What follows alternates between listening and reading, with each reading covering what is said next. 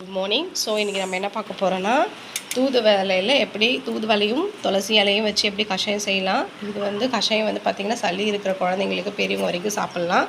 தூதுவளைன்றது நிறைய பேருக்கு தெரியும்.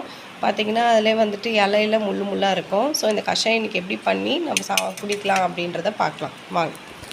இது துளசி, ஓகே, கொஞ்சம் சீரகம், ஒரு 10 மிளகு, ஓகே. அப்புறம் வேறு என்ன யூஸ் பண்ணுறீங்க? கொஞ்சம் எல்லாத்தையும் ஒன்றா இஞ்சி வேறு, ஓகே. இடிச்சு தண்ணியில் கொதிக்க போட்டு சரி வாங்க. காலையிலே வெறும் வயிற்றுல கொடுத்தா செரிமானம் ஆகும். சளி இருந்தாலும் அது வெளியில் வந்துடும். ஓகே, உடம்புக்கு அவ்வளோவும் நல்லது. சண்டே கொடுத்தா சளி எல்லாம் நம்ம உடம்புல இருக்காது. சரி வாங்க.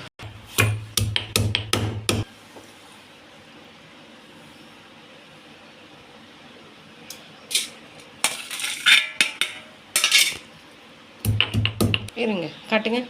ஓகே, பின்னாடி வச்சு காட்டுங்க. ஓகே, இதையும் இடிச்சிக்கணுமா? இதையும் லைட்டாக இடிச்சிட்டா போதும்.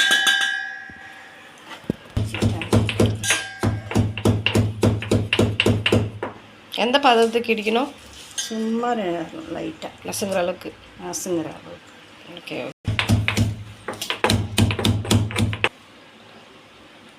எவ்வளோ தண்ணி ஊற்றணும்? 1 டம்ளர் தண்ணி. ஓகே. வச்சு நல்லா கூட உப்புலாம் எதுவும் ஆட் பண்ண தேவையில்லையா?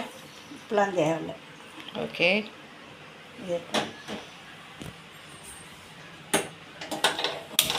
எவ்வளோ நேரம் கொதிக்க விடணும்? ஒரு 10 நிமிஷம் கொதிக்க வச்சா.